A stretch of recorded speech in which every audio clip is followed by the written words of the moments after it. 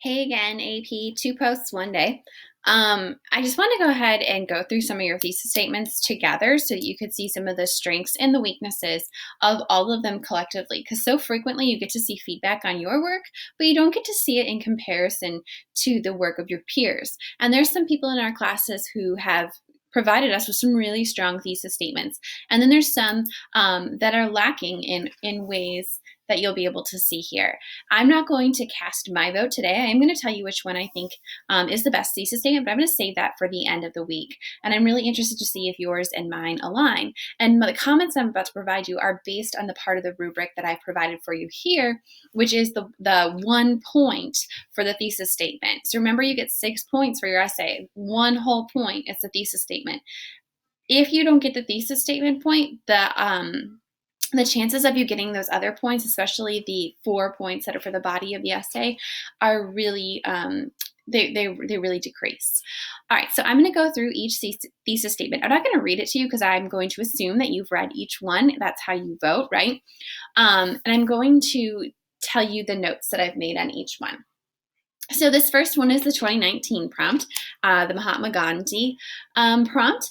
And it's very long. And one thing that I want you to notice as we're going through here is that less is sometimes more. All right. And I think that you'll start to see a trend in the comments that I'm making for the longer ones. So for this one thing that I noticed here was when this group is talking about the devices, they actually included 2 appeals and 1 device. Ethos, diction, and pathos. The only actual device in this thesis statement is diction, is word choice. Ethos and pathos, I don't know why I keep saying pathos are actually rhetorical appeals. And when we discuss rhetorical appeals, we can use them as the effect, but not the device itself, right? How does this specific strategy, such as diction, have an effect on credibility? Or how does it appeal to the specific emotions of the audience? But they themselves are not rhetorical strategies.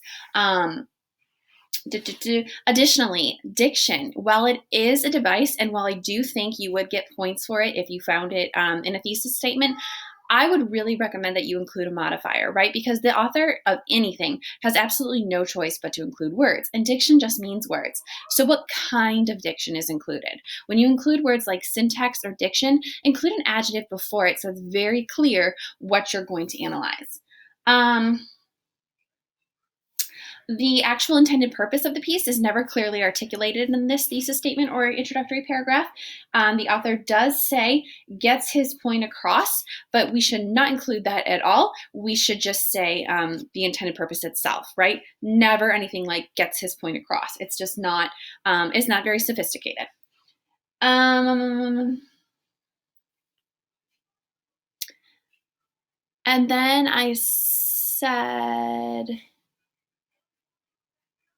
includes analogies at the end of the paragraph instead of focusing on context. So essentially the entire first paragraph, the introductory paragraph, should focus on relevant context instead of any sort of analysis. Oh, that's what I meant. Analysis includes analysis instead of context. The analysis is really for the body. Do I think that this thesis statement would receive the thesis point? I do not. Right? Without the intended purpose and without 3 really strong rhetorical strategies, I just don't see this one as getting that 1 point. So let's move on to option 2. All right, this was the Albright, the 2018 prompt. What did I notice about this one? There are 3 distinct strategies that are included, okay? Syntax, repetition, and diction. Again, when you use something like syntax or diction, it's important to include an adjective before it because the author has absolutely no choice but to use words and to include those words within sentences. This author, or these authors, clearly articulate an intended purpose, and they also include an intended audience. It's kind of fragmented. It's like a list. The intended purpose is this. The intended audience is this. So I'd like to see this author work on sophistication. Additionally, when we're talking about intended audience, I'd like to touch more on values and beliefs of that audience instead of the demographic. Okay, so values and beliefs trumps demographic. And the thesis is not one succinct sentence. All right, so those were the pros and cons of that introduction and that thesis statement specifically. Do I think this one would get the point? I do think this one would get the point. Do I think that this essay, just looking at the introductory paragraph, would get the sophistication point? I don't. Okay, but thesis point